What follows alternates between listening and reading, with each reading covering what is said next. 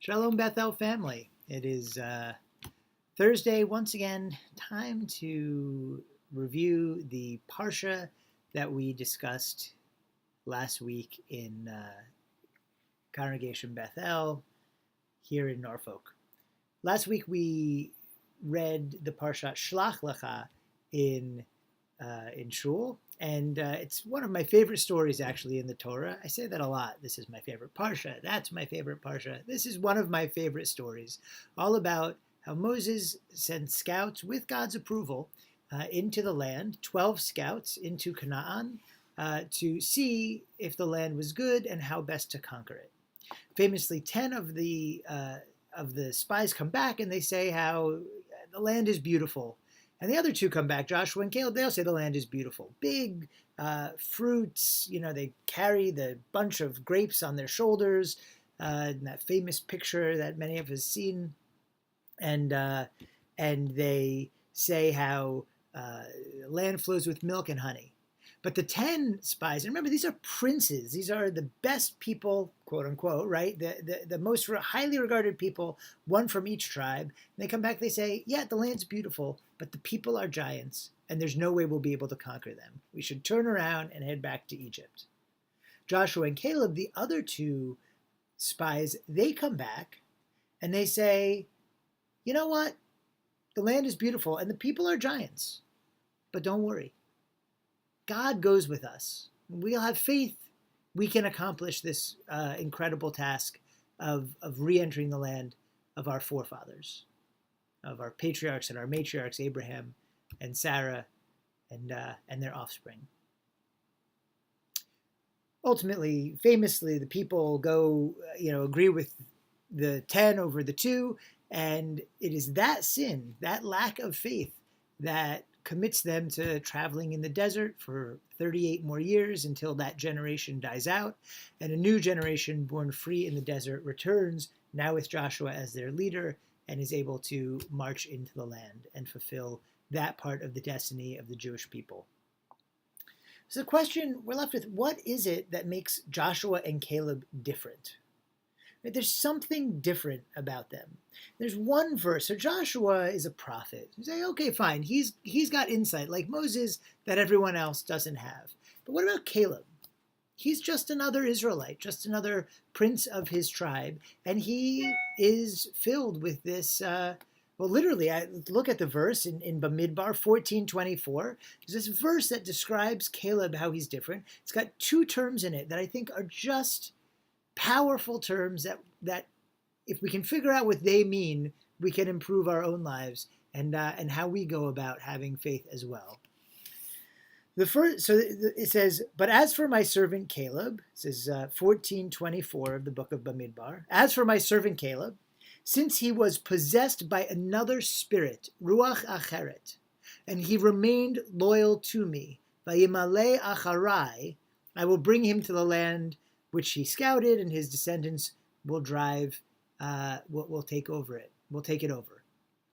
So those two terms are so unusual, and so if we can figure out what they mean, I think they can really help us. One is to have a ruach acheret, another spirit, and the other one is to be vayimale acharai, which is I translate it as to be loyal to me. But vayimale, to be malay is to be full. If you eat too much, ani malay, right? I'm full.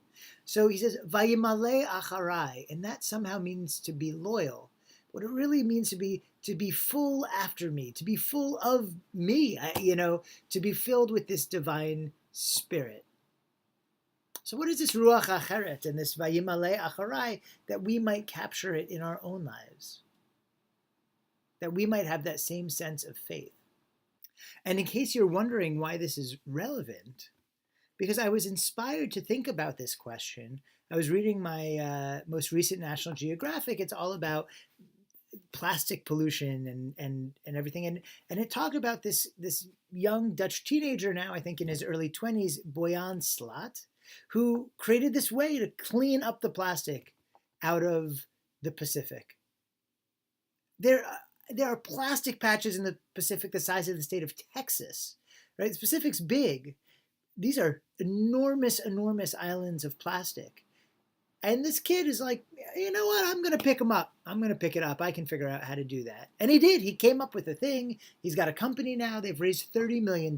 And shortly, his devices are going to actually be in the Pacific cleaning up this plastic. That's crazy. Who thinks like that? Who sees an impossible task and says, you know what? I can face it. I have faith that something can be done about it. Boyan Slat, seems to me, has that ruach acheret that Caleb had.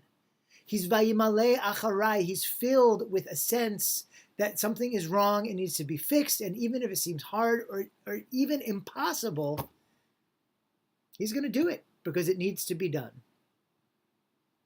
So where does that sense come from? I want to, the commentators have a lot of ideas about what this vayimale acharai means, what it means to be filled after God. But I want to share a teaching of the Lubavitcher Rebbe, of Menachem Mendel Schneerson. He was writing to a student who had written him a letter saying, I don't have faith, I don't believe in God. And the Rebbe writes him back, I do not accept your assertion that you do not believe. For if you truly had no concept of a supernal being who created the world with purpose, then what is all this outrage of yours about the injustice of life? Right? You're claiming that there's no God because you see injustice all around you. But where do you even get the idea of injustice? The Rebbe continues, the substance of the universe is not moral, and neither are the plants and animals. Why should it surprise you that whoever is bigger and more powerful swallows his fellow alive? It is only due to an inner conviction in our hearts, shared by every human being, that there is a judge, that there is right and there is wrong. And so, when we see wrong, we demand an explanation. Why is this not the way it is supposed to be? That itself is belief in God. Right, so what's the Rebbe saying? He's saying, look, if you're looking for a God who is, the old man with the long white beard sitting in the heavens, who's in control of the whole plan, saying that's not a belief in God. Quite frankly, that's heresy. We don't believe in that kind of God. We don't believe in God in a human form or even with human attributes. So who is this God? What is this God that we turn to? That Rebbe is saying God is that very sense of justice itself. The idea that there is right and wrong, it has to come from someplace. The animal kingdom knows not these ideas of right and wrong. Right? People have them. Where does it come from? It's not from nature. It's from God. That very sense in us is from God. And when we are malay of that sense, right, when we are full of that sense, that there is something more important in the world, that there is a way that things are supposed to be, and the world is not measuring up to that way, that is being divinely inspired. Not by some king or father or whatever other language. That's metaphorical language that our faith uses to talk about God. But what we need to be filled with is this spirit, this ruach acheret, this different spirit, this filling of ourselves with the sense of right and wrong, the sense of justice, and the will to do something about it. And where does that will come from? It comes from being filled with the midot of gratitude and humility. Right? Humility, actually, those who do great things, like this young man who's going to clean the Pacific Ocean on behalf of humanity and all of the sea creatures who are affected by it, and birds and everything else. Right? What? It's not that he has delusions of grandeur. It's that he's humble enough to see that there are forces in this world that are at work that are greater than he is, and he has a small part to play. And if I start, things will get done, either by divine will and aid, or simply because I'll try hard enough and I'll inspire enough people.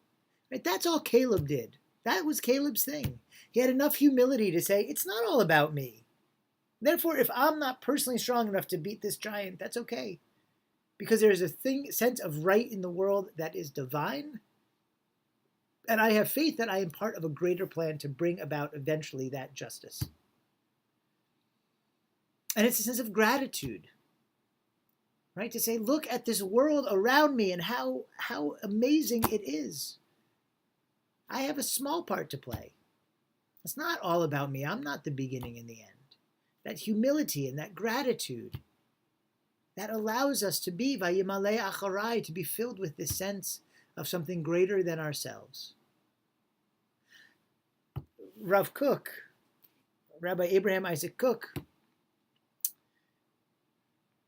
talking about this idea of what God is to say that, God is not a person. God doesn't have human ideas. It's heresy to think of God that way, right? Divine names, whether in Hebrew or in any other language, give us only a tiny dull spark of the hidden light to which the soul aspires when it utters the word God, right? Except for a keen awareness that all these are but sparkling flashes of what cannot be defined, these too would engender heresy, right? That God that you don't believe in, I don't believe in that God either. God is something beyond our ability to comprehend, but it is something that we can feel. And we feel it in that sense, that will to do something about what's wrong in the world. God is not the source of the wrongs.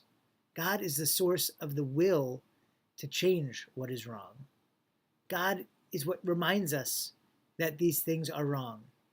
So when Joshua and Caleb encounter the giants of the land of Canaan, they recognize that their size doesn't matter. They have faith in a way that things are supposed to be, and working to help the world meet that divine ideal. That's faith. And that is what Joshua and Caleb believe in. And if we believe in that too, if we have the humility and the sense of gratitude, the sense of grace to understand that we are part of something greater than ourselves, then we too must pursue that divine ideal for this world. Not reject the ideal because it is yet to be achieved. That's the easy way out. We need to embrace the ideal and do our part to make this world better. Every day in little ways, and if we are so inspired, then even like Caleb and Joshua, or this young Dutch individual and so many others, by doing something great, by even believing that with God's help, we can do the impossible. And we can. May we all be inspired, like Caleb, like so many others who are doing wonderful work in the world, to do our part as well. Wish you a Shabbat Shalom, and look forward to talking again next week.